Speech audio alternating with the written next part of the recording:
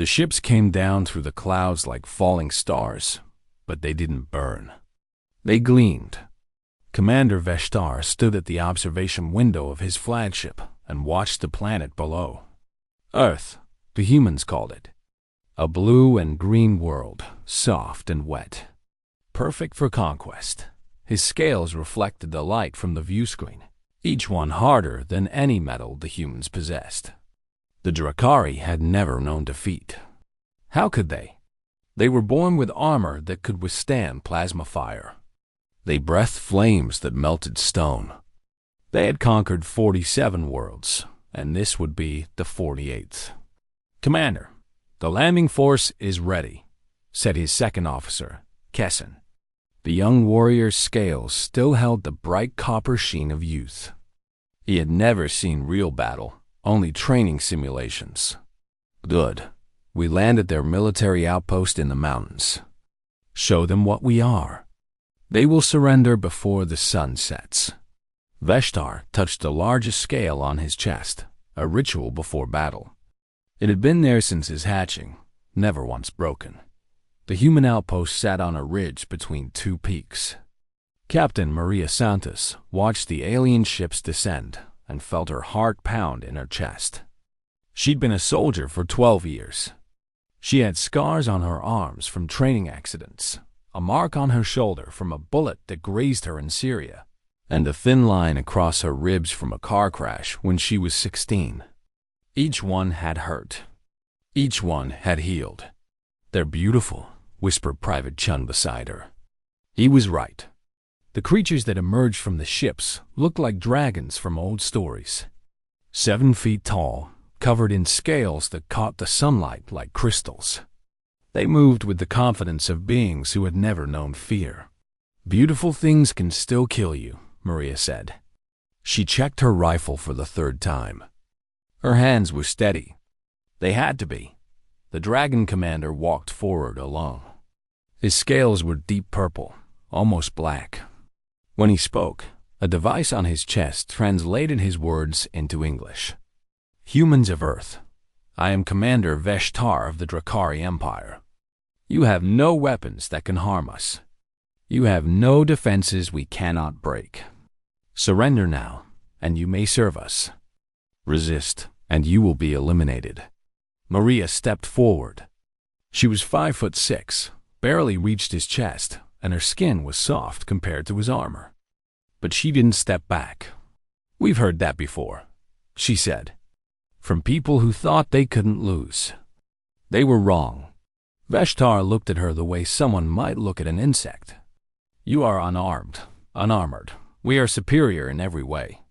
What can you possibly do?" Maria smiled, but it wasn't friendly. "We can refuse." The commander's eyes narrowed. He'd expected fear, pleading, or immediate surrender. He hadn't expected defiance from something so fragile. He raised one clawed hand, and plasma fire erupted from his palm, scorching the ground between them. "Last chance," he said. Maria raised her rifle and fired. The bullets bounced off his scales like rain off stone. Veshtar laughed, a sound like grinding rocks.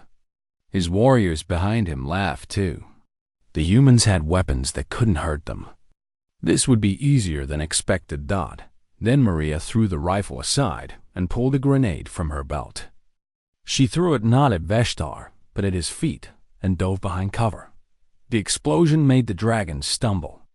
It didn't hurt them, but it surprised them. And in that moment of surprise, the humans struck. They came from everywhere at once. From trenches dug into the ridge, from buildings, from positions in the rocks. They fired rockets at the dragon ships, explosive charges at their landing gear, incendiary rounds that might not pierce scales, but created smoke and confusion. They weren't trying to win. They were trying to make it hurt. Veshtar roared and breathed fire. The flames consumed a human bunker, but more humans emerged from other positions. Kessin fought beside his commander, surprised by how fast the humans moved. How they worked together like a single organism, a human soldier. A woman with gray hair and a scar across her face. ran straight at Kessin with a device in her hands. He raised his claws to strike her down, but she pressed the device against his chest and triggered it. The electromagnetic pulse shorted out his translator and his weapon, and she rolled away before he could grab her. Maria Santos was everywhere, shouting orders, dragging wounded soldiers to cover, firing when she had a shot. A dragon's claws caught her left arm, tore through flesh and muscle down to bone. The pain was white-hot and absolute, but she didn't scream. She fell back, and Corporal Jackson pulled her behind a wall. "Captain, you need a medic. I need you to keep fighting," she shouted back. Blood ran down her arm, but she could still move her fingers. That meant nerves were intact. She could work with that. The battle lasted 3 hours. When the dragons finally retreated to their ships, they left behind damaged equipment and wounded pride. They hadn't lost, exactly, but they hadn't won either. The outpost still stood. Humans still fought. Veshtar returned to his flagship in silence. Kessin followed, confused and shaken. They had better weapons, better armor, and greater strength. But the humans had fought like they were the ones who were invincible. "Commander," Kessin said quietly, "did you see them? Some of them were wounded and kept fighting. How is that possible?" Veshtar pulled up recordings of the battle. He watched the human captain, the small female who had defied him, fight on even after her arm was ruined. He zoomed in on her face and saw something that disturbed him. Old marks on her skin. Thin white lines, faded with time. Evidence of previous wounds that had healed. She had been hurt before, many times, and survived. All the humans had these marks. They called them scars. The Drakari had no word for scars. Their scales protected them from birth to death. They had never needed to heal from battle wounds. They didn't understand what it meant to be hurt and continue. Anyway, Veshtar looked at his unmarked scales and felt something he had never felt. Before, uncertainty. "Begin analysis of human biology and combat psychology," he ordered. "Something about them is different.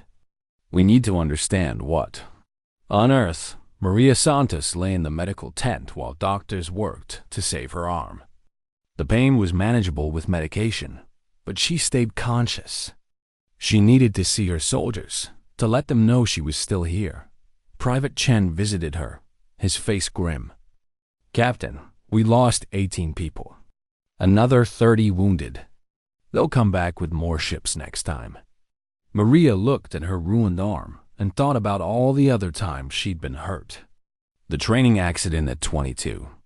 The IED in Afghanistan at 26. The skiing accident at 30. Each time she'd healed. Each time she'd gotten back up. "Let them come," she said. "They think their scales make them strong. They don't understand that scars make you stronger." The Drakari council chamber was a vast hall carved from a single piece of crystal. 7 elders sat in judgment, their scales dimmed with age but their authority absolute. Commander Veshtar stood before them, his report complete. "You failed to take a single human outpost?" Elder Threshkal's voice echoed through the chamber. Her scales were pale gold, ancient and weathered by centuries. "Not failure, honored elder. A postponement. The humans are more complex than anticipated." Veshtar activated the holographic display. Images of the battle played in the air above them. Watch their behavior. They know they cannot win through strength, so they win through persistence. The elders watched in silence. They saw humans fall and rise again. They saw wounds that should have stopped a warrior, but the humans simply tied cloth around the injury and continued fighting. They saw the human captain with her ruined arm still giving orders, still fighting. "What are those marks on their skin?" asked Elder Von X, leaning forward. His deep blue scales reflected the hologram's light. "Scars," Veshtar said. "Evidence of previous wounds. The humans damage easily, but they also heal. Each wound leaves a permanent mark. Every human soldier we observed had them. Scars. Threshkall repeated the word slowly. We have no equivalent. Our scales protect us. We do not scar. Exactly. I believe this is why they fight differently than any species we have encountered. They are accustomed to pain, to injury, to survival despite vulnerability. It makes them dangerous in ways we did not predict. The youngest elder, Kethris, spoke up. Then we send more warriors. Overwhelm them with numbers. They are still fragile beneath their determination. I recommend we study them first, Veshtar said. Understand their psychology. Learn why they refuse to surrender when logic says they should. Elder Threshkall considered this. Very well. You have one cycle to learn what you can. Then we proceed with the full invasion. We did not conquer 47 worlds by showing patience to inferior species. On Earth, Maria Santos became a symbol. The footage of her fighting with a ruined arm spread across every network, every social media platform, every news channel. She didn't want the attention, but she understood its value. People needed to see that humans could stand against the dragons. The prosthetic they fitted her with was basic, functional, not like the advanced models that would come later. It hurt to use it. The connection points where metal met flesh, chafing and aching. But it worked, and that was enough. She stood before a crowd of 10,000 people in what remained of Denver. Behind her, the mountains rose against the sky. Somewhere up there, her soldiers still held the ridge. They came with scales like armor, she said, her voice amplified across the square. They came with fire and plasma and ships that could level cities. They came expecting us to bow. She raised her prosthetic arm. We showed them what we're made of instead. The crowd roared. Maria continued. Her words carried live to billions around the world. They were born protected. Born strong. Born with everything they needed to survive. She touched the scar on her shoulder, visible through her tank top. We were born soft. Born vulnerable. Born with nothing but the ability to adapt, to heal, to get back up no matter how many times we're knocked down. That's the difference between scales and scars. Scales are given. Scars are earned. In orbit above Earth, young Kessin watched the human broadcast. He had been assigned to intelligence gathering, studying human culture and communication. His superiors wanted tactical information, but Kessin found himself fascinated by something deeper. He studied human history, wars that consumed entire continents, diseases that killed millions, natural disasters, famines, collapses of civilizations. And through it all, humans persisted. They didn't persist because they were strong. They persisted because they refused to stop. He watched videos of human hospitals, where wounded soldiers learned to walk again on artificial legs. He read accounts of humans climbing mountains after losing fingers to frostbite. He saw a woman singing beautifully despite burns that covered half her face. Every human he studied bore marks of survival. Even their children fell and scraped their knees and kept playing. Pain was normal to them. Recovery was expected. They lived their entire lives in a state that would terrify a Drakari. Kessin's console beeped. New orders. The second assault would target a coastal city called San Diego. 200 ships, 5,000 warriors. The humans would be crushed. The assault began at dawn. The dragons descended on San Diego like a storm of teeth and fire. But the humans were ready. They had learned from the first battle. The streets were rigged with explosives. Buildings had been reinforced or deliberately weakened to collapse on advancing enemies. The humans didn't meet the dragons in open combat. They struck and vanished, using the city itself as a weapon. Kessin landed with his unit in what had been a shopping district. Human fire came from everywhere and nowhere. His unit leader, A veteran named Gorthuk breathed flames at a building, but the humans had already moved. "They fight like cowards," Gorthuk snarled. "They won't face us directly." "They fight like survivors," Kessin said quietly. But his leader didn't hear him. A human emerged from a doorway, fired a rocket at their formation, and disappeared before anyone could react. The rocket hit Gorthuk's chest. His scales absorbed most of the impact, but the explosion knocked him backward. Stunned. Kes single quotes. YN helped him up, and for the first time, he saw fear in a Drakari's eyes. Gorthuk had never been knocked down before, never been hurt. The shock of vulnerability was almost worse than the pain. The battle raged for 2 days. The dragons held the beach and the harbor, but they couldn't advance inland. Every block was a new fight, a new trap, a new wound. And slowly, impossibly, they began to take casualties. A sniper's bullet found the gap between Kessin's shoulder scales. The pain was like nothing he had ever imagined. He fell, clutching the wound, feeling his own blood for the first time.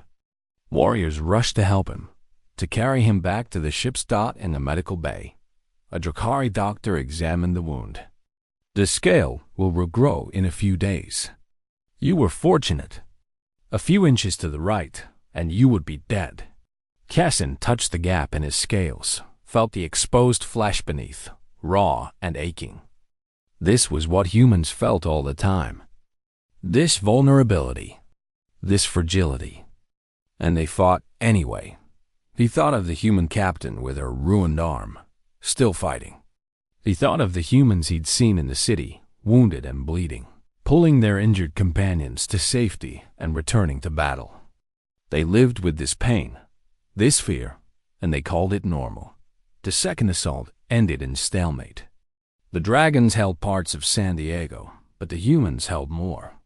Neither side could claim victory. Commander Veshtar stood in his chamber, looking at casualty reports.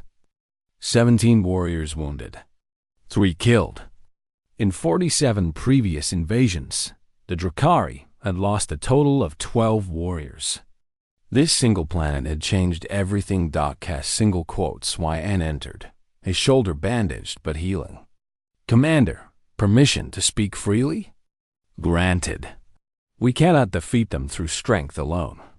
They've adapted to our tactics in days. They learn from every engagement. And they have something we don't." He touched his wounded shoulder. "They know how to fight while hurt. We don't." Veshtar looked at his young officer and saw the truth in his words.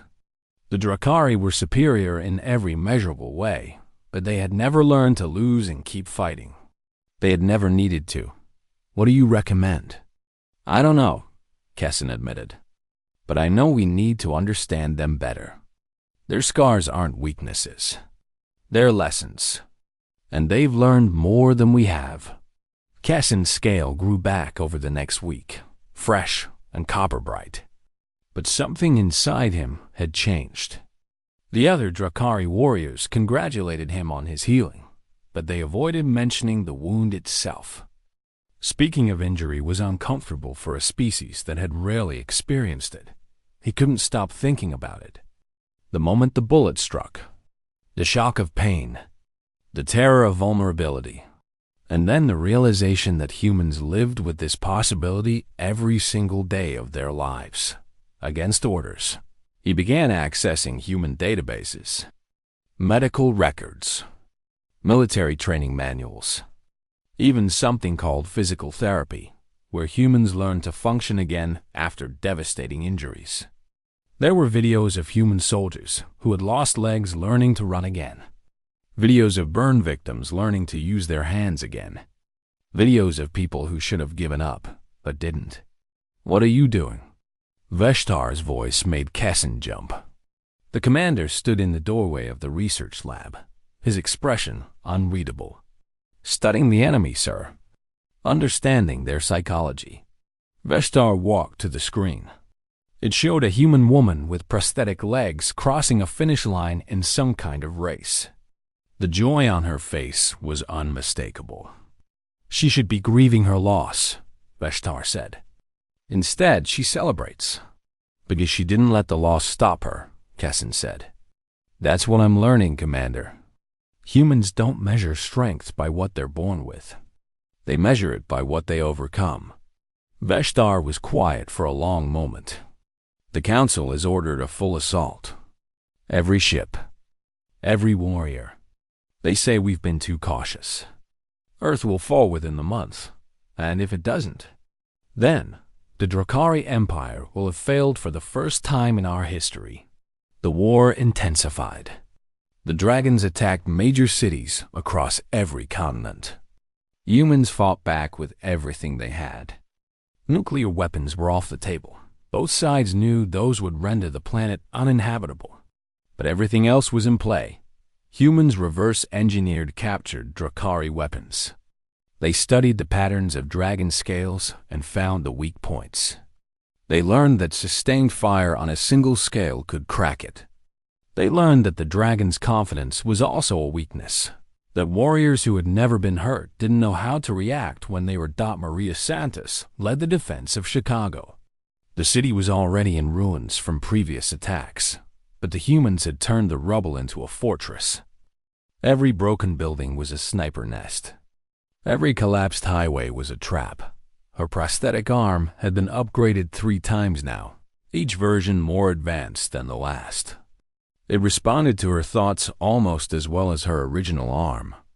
But it still hurt where the metal met her flesh. She'd learned to ignore the pain. Just another scar, another lesson. They're coming, reported Lieutenant Harris. He'd lost an eye in San Diego, wore a patch that made him look like an old-time pirate. 300 ships. This is the big one. Maria looked at her soldiers. Every single one bore marks of the war. Burns, scars, missing fingers, grafted skin. They looked like hell. They fought like heaven. Remember, she said, they're stronger than us, faster than us, better protected. But they've never lost before, and we've never known anything else. That makes us dangerous. The battle for Chicago lasted 5 days. The dragons poured in wave after wave, breathing fire and plasma. The humans gave ground slowly, making the dragons pay for every block, every building, every inch. Kessin fought in the thick of it, his scales scorched by human fire. He saw warriors fall for the first time, truly fall, never to rise again. He saw others wounded and terrified, calling for retreat. On the 4th day, his unit was pinned down in what had been a museum. Human fire came from 3 directions. His commander was dead, killed by a human explosive. The survivors looked to Kessin. What do we do? Asked a warrior named Sheshala. She was bleeding from a crack in her shoulder scale, the first wound of her life. Kessin thought of the videos he'd watched. The humans learning to walk again, to fight again, to live again despite their wounds. They had a word for it. Resilience. We adapt, he said. We stop fighting like we're invincible and start fighting like them. Use cover. Strike and move. Think of survival first. It went against everything they'd been taught, but it worked. Kessin's unit survived the day and made it back to their lines. Other units weren't so lucky. By the 5th day, the dragons controlled half of Chicago. But the cost had been enormous. 200 warriors wounded. 50 dead. The humans had lost thousands, but they kept fighting. They pulled their wounded from the rubble, and those who could still hold a weapon returned to the fight. Commander Veshtar stood in the ruins of a human hospital that his forces had captured. The building was full of beds where humans had healed from previous battles. There were drawings on the walls made by human children. Messages like, "Thank you for saving us," and "Get well soon." Humans even cared for their wounded, invested resources in healing them. The Drakari simply sent injured warriors home to recover alone. It had never occurred to them to do otherwise. A human prisoner was brought before him, a young male with bandages covering half his face. "Why do you keep fighting?" Veshtar asked. You cannot win. Our technology is superior. Our warriors are stronger. Surrender and the death stops. The human smiled through his bandages. You don't get it. We've been fighting losing battles our whole lives. Against disease, against hunger, against each other. We're really good at it. And sometimes, if you fight long enough, the losing battle becomes a winning one. Veshtar let him go. He didn't know why. Maybe because the human's words disturbed him. Maybe because he was starting to understand what Kessin had been trying to tell him. The humans launched a counterattack on the 6th day. It was coordinated across the entire city, every remaining unit striking at once. They targeted command centers, supply lines, and medical stations. They fought with a ferocity born of desperation and determination that Maria Santos led the central push. Her arm ached, her legs were bruised, and she was pretty sure she had a cracked rib. She'd been fighting for 5 days straight with minimal sleep. But she was still standing, and that meant she could still fight. Her squad encountered Kessin's unit in the ruins of a shopping center. For a moment, both sides hesitated. They were all exhausted, all wounded, all wondering how much longer they could continue. You're the one from the first battle, Kessin said, recognizing Maria from the intelligence reports. The one who lost her arm. I didn't lose it, Maria corrected. I still have it. Just a different version. Why don't you stop? You're hurt. Your people are dying. What is worth this cost? Maria looked at her soldiers, then back at Kessin. Everything. Our home, our choice. Our right to exist without bowing to you. We'll fight until we can't anymore, and then we'll learn to fight differently. Kessin touched his shoulder where his scale had regrown. I understand now. Your scars. They're not marks of damage.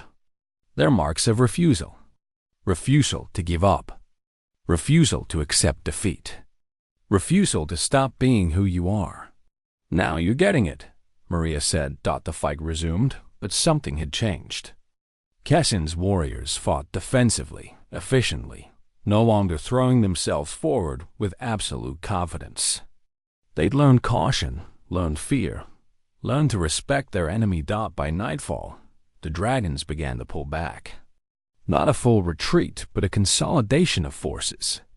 For the first time in the war, they were thinking about defense instead of offense. In his flagship, Commander Veshtar reviewed the reports and knew the truth. The Drakari Empire was not losing, exactly, but they were no longer winning. The humans had fought them to a stalemate.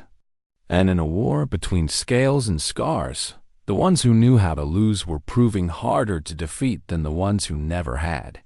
The Drakari Council met in emergency session. The holographic displays showed maps of Earth. Red zones marking dragon-controlled territory. Blue zones showing human strongholds. The colors were mixed, scattered, chaotic. Nothing like the clean conquests of their previous campaigns. This is unacceptable. Elder Kethris slammed his claws on the crystalline table. We have lost 127 warriors. 127. Some worlds surrendered without us losing a single soldier. The humans are different, Commander Veshtar said. He stood before the council once more, but this time he didn't feel like he was reporting a temporary setback. He felt like he was reporting the truth. They cannot be conquered through force alone. They've been conquering themselves for thousands of years. Then what do you propose? Elder Threshkal asked.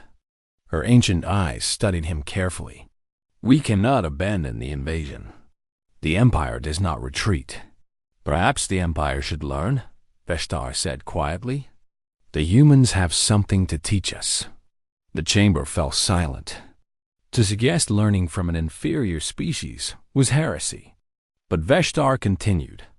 They know how to fail and continue. They know how to hurt and heal. They know how to lose battles and still win wars. We know none of these things.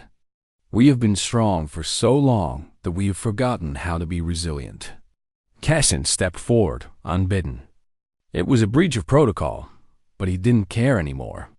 I request permission to speak, honored elders. Threshold nodded slowly. I was wounded in combat, Kessin said, and several elders shifted uncomfortably. Discussing wounds was unseemly. The pain was beyond anything I imagined. The fear was worse. For the first time in my life, I understood death was possible. And in that moment, I understood humans. They live with that knowledge every day. They're not weak because they scar. They're strong because they scar and keep going. Elder Varnix leaned forward. What are you suggesting? A meeting, negotiation. We learn from them and perhaps teach them in return. Or we continue this war until both sides are broken. The council debated for hours. Finally, Elder Threshold spoke. Commander Veshtar, you will arrange a meeting with human leadership. We will hear their terms, but make no promises. The Empire's honor must be preserved. The meeting was set for a neutral space station in Earth's orbit, hastily constructed by both sides. Maria Santos was chosen to represent humanity. She'd become the face of human resistance, the soldier who wouldn't quit. She arrived with a small delegation. No weapons, per the agreed terms, though she felt naked without her rifle. The prosthetic arm had been polished, maintained, but she'd refused any cosmetic covering. Let the dragons see the metal and flesh joined together. Let them see what humans were willing to do to keep fighting. Commander, Veshtar waited in the conference chamber with Kessin at his side. When Maria entered, both sides studied each other. The last time they'd met, it had been across a battlefield. Captain Santos. Veshtar inclined his head. A gesture of respect that surprised everyone in the room. Commander, Maria replied. She didn't bow. Humans didn't bow to anyone. They sat across from each other at a simple table. No grand displays of power. No theatrical posturing. Just two commanders who'd sent people to die trying to find another way forward. You have fought well, Veshtar began. Better than any species we have encountered. The Council has authorized me to discuss terms. Terms of our surrender? Maria asked. Terms of peace. Maria hadn't expected that. She glanced at her aide, Admiral Chun, who looked equally surprised. They'd prepared for demands, threats, ultimatums. Not peace. Why? She asked simply. Veshtar was quiet for a moment. Because this war has cost us something we didn't know we could lose. Our certainty. Our sense of invincibility. We came to your world believing we were superior in every way. We learned we were wrong. Kessin spoke up. We learned that strength isn't just about what you're born with. It's about what you do when you're hurt. And we've never been hurt before. Not as a species. Not in any way that mattered. Maria studied them both. She could see the changes in their posture, their eyes. They didn't move with the same absolute confidence as before. They'd learned caution. They'd learned doubt. They'd learned to be vulnerable. So what happens now? She asked. You go home? Pretend this never happened? No, Veshtar said firmly. We acknowledge what happened. We offer a treaty. We withdraw our forces from Earth immediately. We will not attack your world again. In exchange, we ask for something. What? Knowledge, understanding. We want to learn from you how to be resilient, how to adapt, how to survive defeat and grow stronger from it. Our scales protected us from harm, but they also protected us from growth.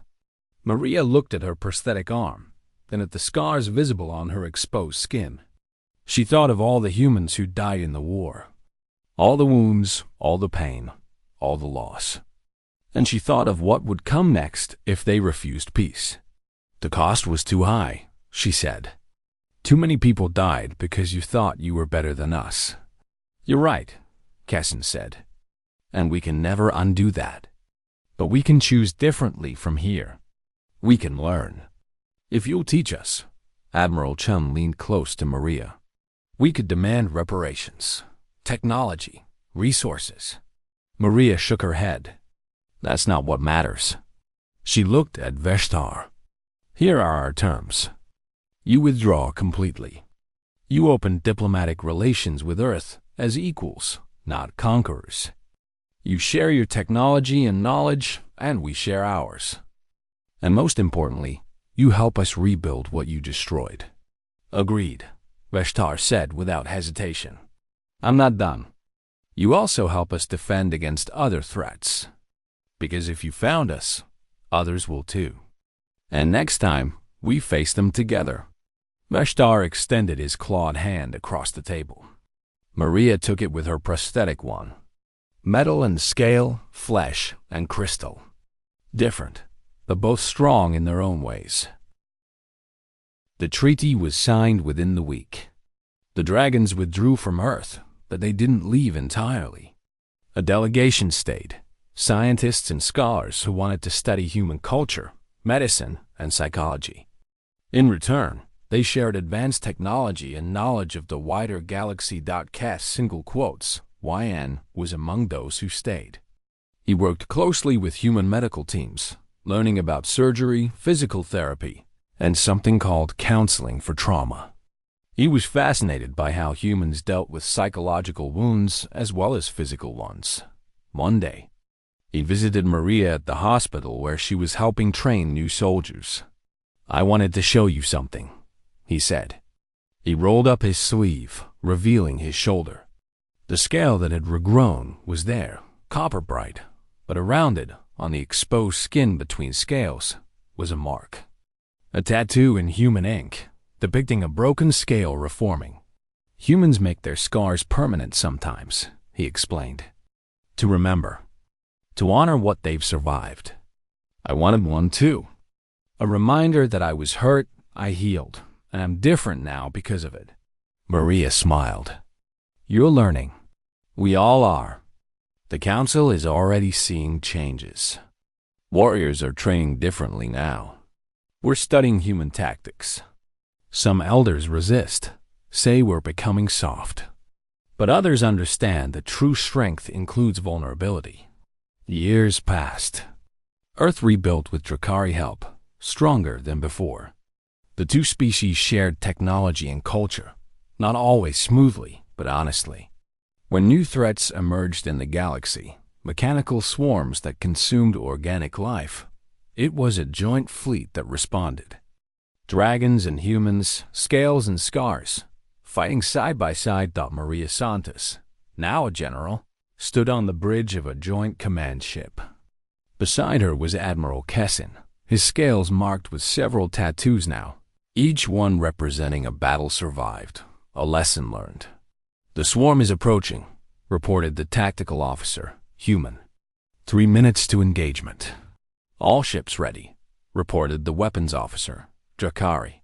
Human and Drakari squadrons in position. Maria looked at Kessin.